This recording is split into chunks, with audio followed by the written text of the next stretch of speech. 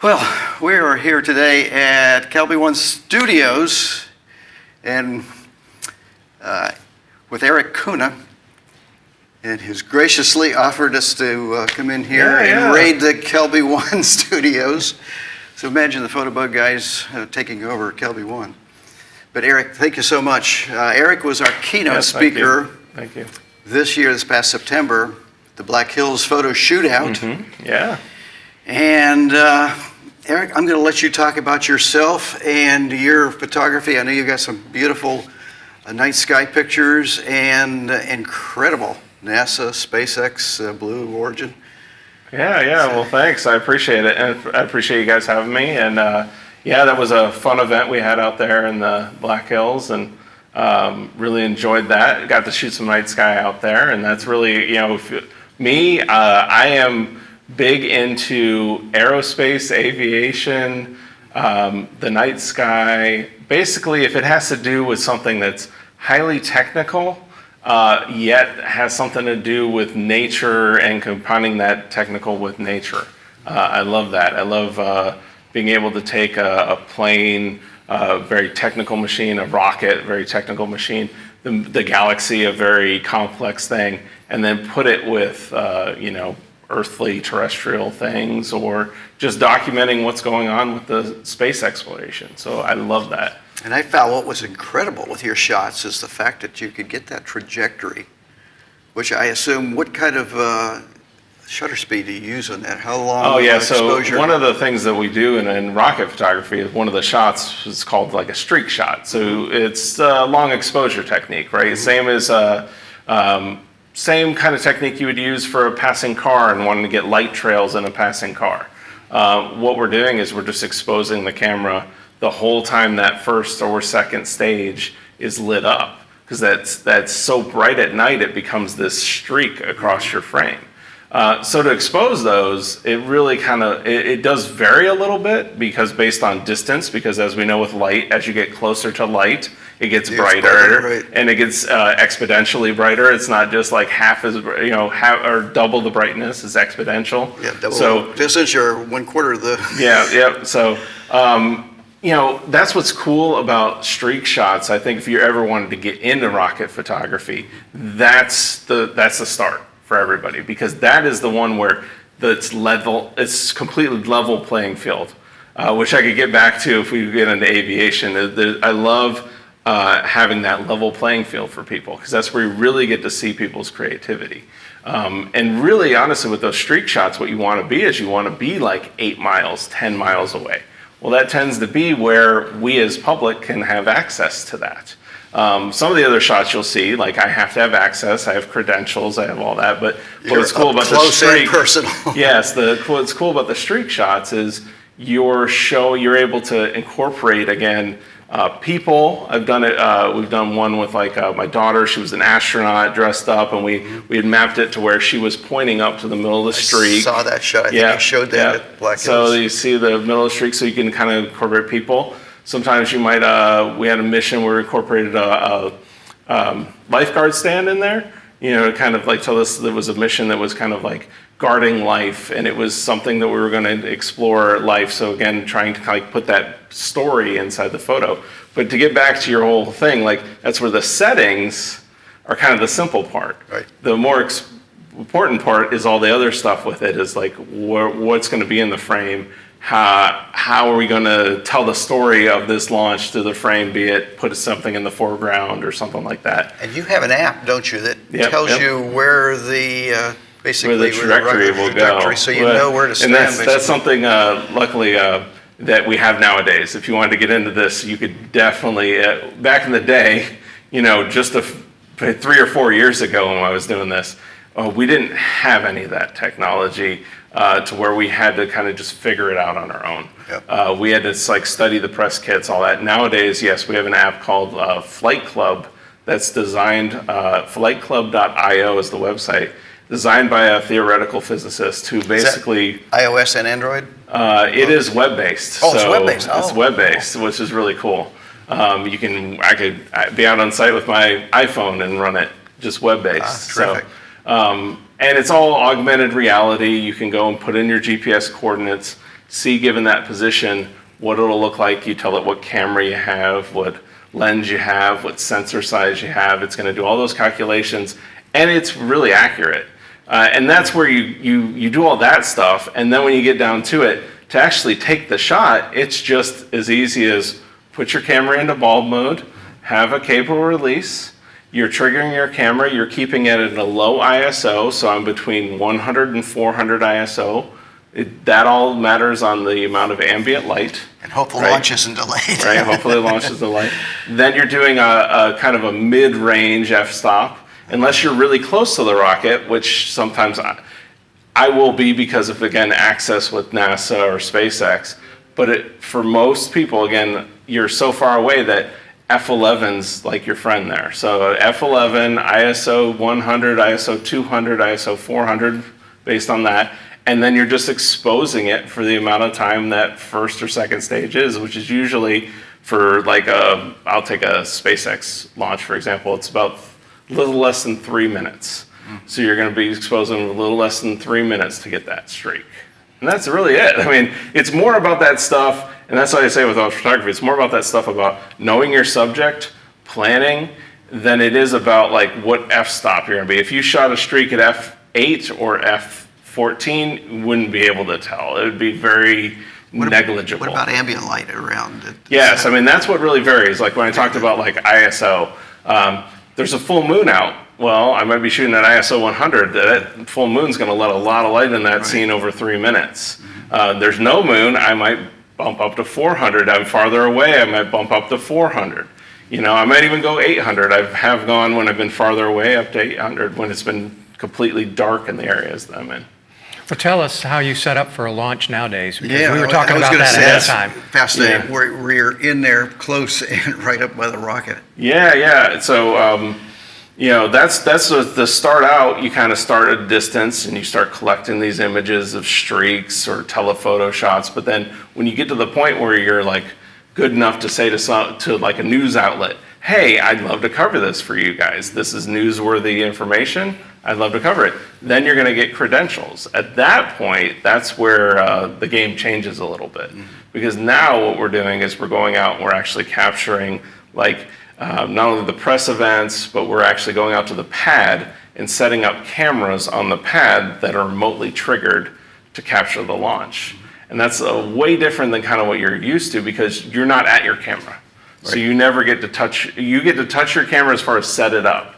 So this really gets you into a mindset of what is my camera really doing, right? So we have to plan out, when we're taking a shot, when we put out a camera on the pad, I'm putting that camera out for one shot. I'm going to get one shot of the rocket in a certain frame, in a certain aspect. I understand, like, here's where the flame trench is coming. Here's where the exhaust is going to be. The rocket's usually going to be this far up when that happens. And I frame up that shot knowing what the future is going to hold, right? That if it does launch, to your point, you know, half the time it doesn't. So we'll go out there, we'll set up our cameras, we'll take out a, you know, when I started out with one camera. Now most launches I'm running about 5 different angles, so 5 different cameras, because one shot, one camera out there on the pad. And really these are older cameras. You know, my workhorses are like, if you see my pad shots, they're pretty much 5D Mark IIs, there's one 5D Mark III, old 7Ds, 5Ds, 7Ds, those are kind of my workhorse, where they just last forever. They don't break, they don't have water damage, because we're setting our cameras out in Florida in the summer a lot of times, just getting pounded with rain. Question, have you lost a camera?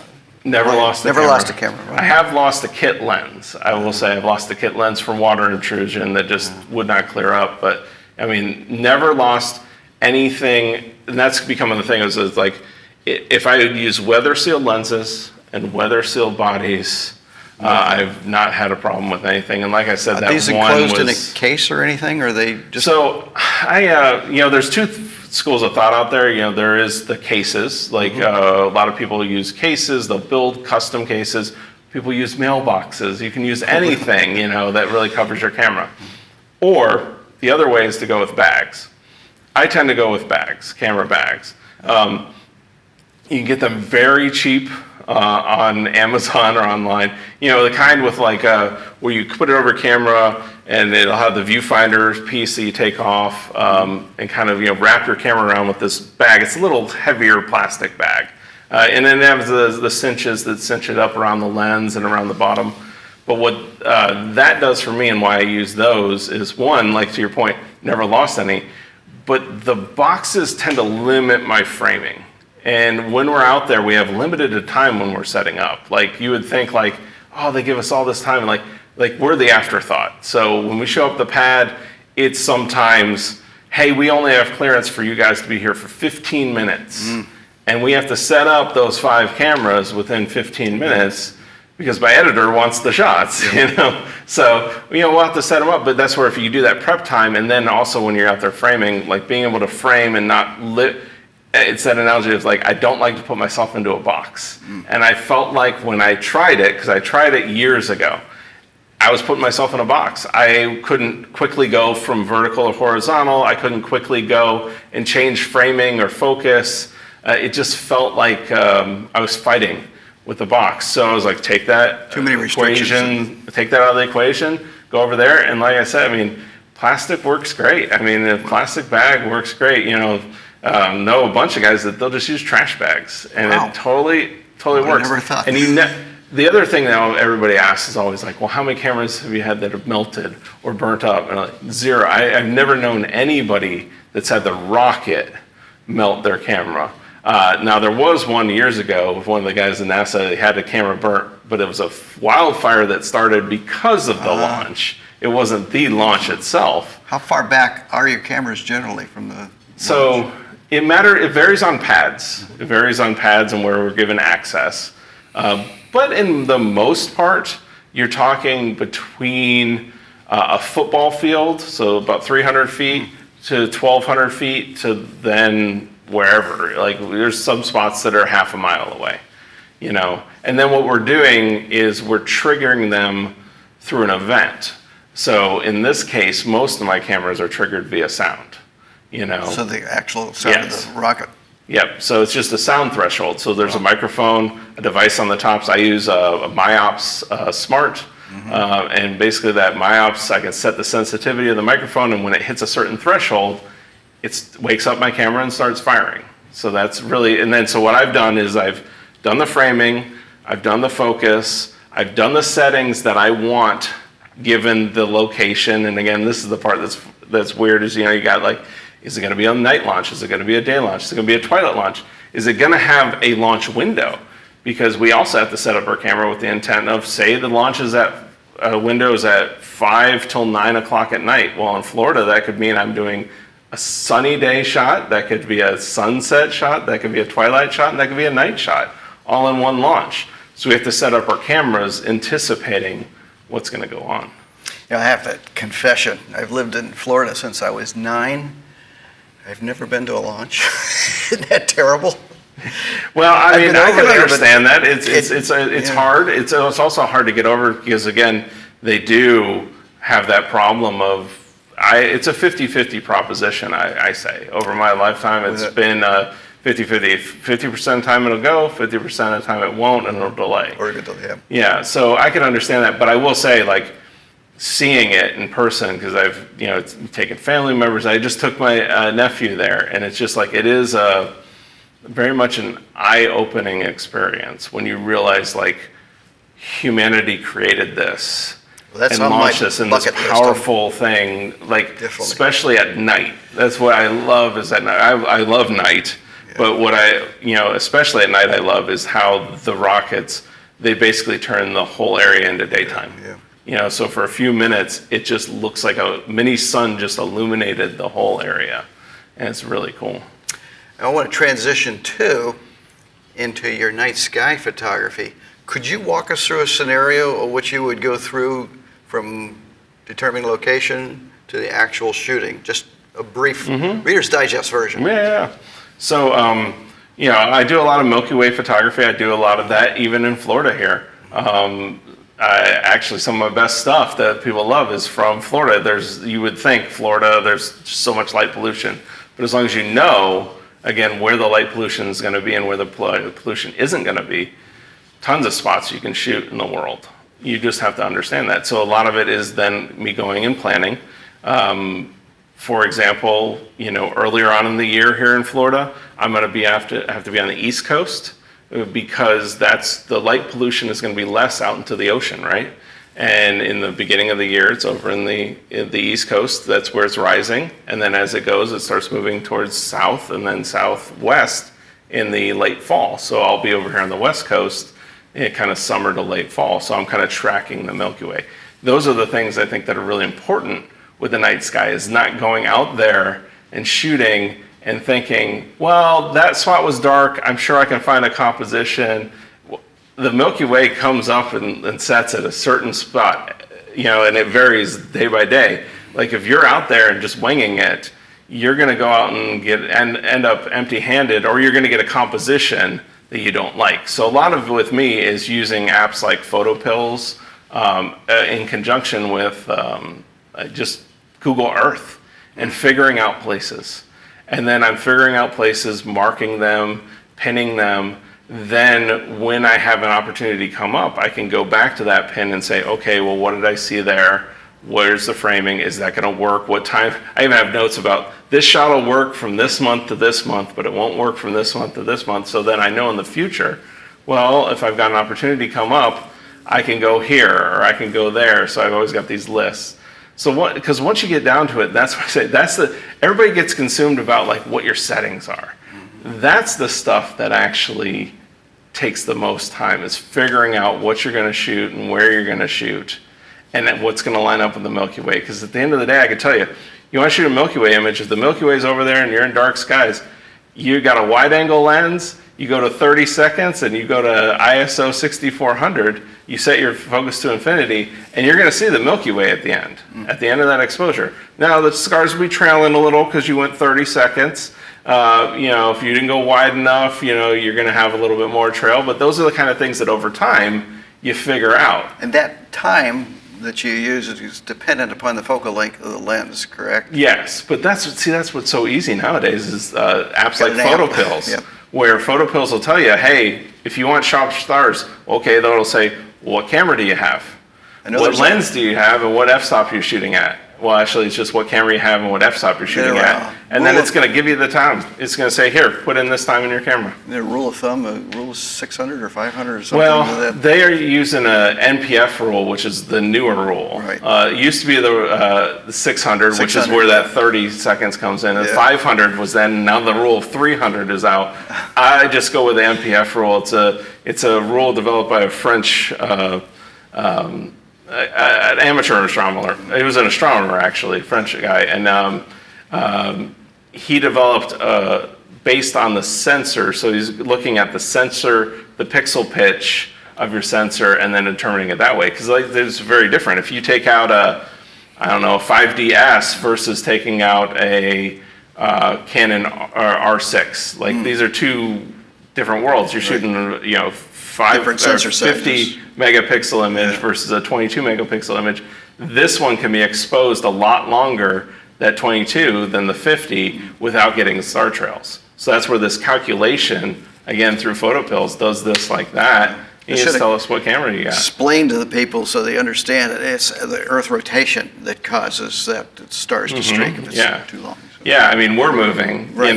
Stars are. Well, we're all moving. The whole galaxy is moving, not if you think moving about sufficiently enough to Yeah. cause the blur. And that's what Unless it is. you got We're rotating, and that's where what we can do at that point too is that's where you'll hear people that'll say, and I use the same thing, is they'll say, "Oh, are you using a tracker?" Right, and a star tracker. Right. I was going to ask. That's a device that basically counteracts that principle. Right. It is basically you're locking Rotates in the opposite. rotation of your camera on Polaris. So basically, you're taking your camera, you're pointing at Polaris, and it's slowly tracking. So your camera in 24 hours would just rotate all the way around. But it moves so slowly, you hardly even see it with the star tracker. But you will, over hours, see your camera moving. And that's where you're doing, is you're just exposing. And I do the same thing if I'm doing like deep sky nebulas. That's all star tracked. I mean, you basically, when you start getting into deep sky or telephoto astrophotography, you're going to be using a star tracker. And does I assume you're using a telescope with a camera? Or? I rarely use a telescope anymore. So you're just using long lenses? Yeah, just long lenses. Wow. Nebulas, anything in that like 600 to 800 millimeters. In fact, my next one I want to experiment, even though it's a f11 lens, but Canon has that 800 f11. Right, yes. Very affordable The new lens, lens, yeah. very light. That would be great. I don't know, I haven't tested it out, but that might be great for doing stuff like that because you're getting 800 millimeters. It's a light body, it'd probably be easy to balance, and it might produce great images. Well, if you do that, you got to let us know. Yeah. Well, if we've had a lot of meteor showers lately, and people are saying, I'm not getting the shots I want with that. What would you say to that?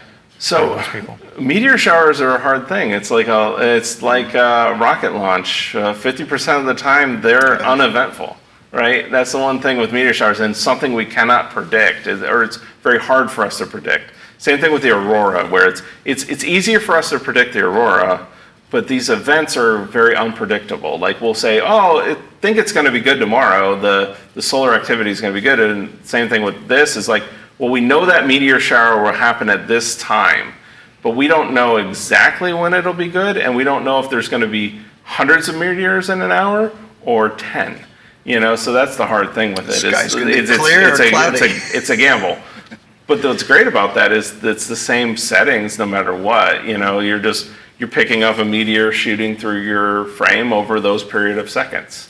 So same principle as when we started with the rockets, where you're just basically telling your camera, I'm going to expose for a meteor shower. It's just like we talked about, expose for 30 seconds or 20 seconds, take a bunch of shots, and what you're going to do is you're going to luck out where enough of those shots are going to have meteors going through it, and then you just stack them in Photoshop. Boom. You have any questions? I just asked the last one. Oh, all right. Well, Eric, we sure appreciate it. We're going to share some of your photos on the podcast here, and we urge you. You do videos also for the Kelbyone? Kelbyone. We teach classes over there on all this stuff. We have a class on rocket photography. We have a class on astrophotography. We have other classes on a bunch of different topics. So I'm going to urge people to go out and check out Kelbyone if you're not a member. Check that out. And definitely check out the courses that Eric is leading on those. And you do workshops as well? We do. We haven't done as much lately. Lately. Do more with like Milky Way landscape astro than rockets and aviation too. I do a lot of aviation, and the hard part with rocket photography, because I have people ask me like, "Oh, would you just do a workshop?" Like, it's the 50-50 chance thing. Yep. Is that you really have to, in order to do that, have people that are absolutely patient, because we could be scheduled to do it on. There's a launch coming up this weekend on Saturday, and that could be Saturday. It could be. Is it a day or a night launch? It's a night launch. It's a night launch. I'm going to be in Orlando Saturday, but unfortunately during the day. It's it's the whole thing of like you got by the time this comes out, maybe we've launched the James Webb Space Telescope, but even in the months leading up to this last month, it's switched 4 dates, and now it's on December 24th. So one of the advantages now, there's a lot more launches than there were even a few years ago because of the private companies. Is that correct? Yeah, absolutely. There's a launch every 2 weeks, if not less. And really, that's thanks to SpaceX of anybody. I mean, their launch cadence is ridiculous compared to the other providers. Well, do you have any words of wisdom to summarize? I put you on the spot, didn't I? I think the word of wisdom for people who want to do this with their photography is invest into the knowledge and the experiences. Do not invest in the gear. Good. I mean, don't become a gear junkie. Yes, I mean, now I love gear, so I'm preaching to myself sometimes there. But I mean, the gear should be secondary to the experience and the knowledge and the wisdom from other people. Like you just said, I mean, the reason you would go get training or go to a workshop is because I've failed hundreds of times. I could tell you how not to fail. And that's really what you're doing. You're paying to get back time. Right. You're investing in yourself to get back time. And that's our most valuable commodity. There's something that we cannot create more of. We cannot create more time. We only have a limited amount of time. So that's the best commodity, or that's the most valuable commodity to me. So anything I can do to make myself do something faster, which is usually where my gear choices come in nowadays. It's what's going to make me the most efficient. And do you have a website?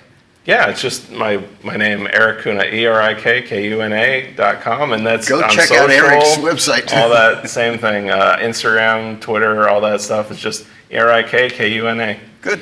Yeah. Well, we really appreciate it. Thank you so much. And I look forward to Thank seeing you. more of your Yeah. images. Yeah, awesome. Thanks. Thanks for having me. Mhm.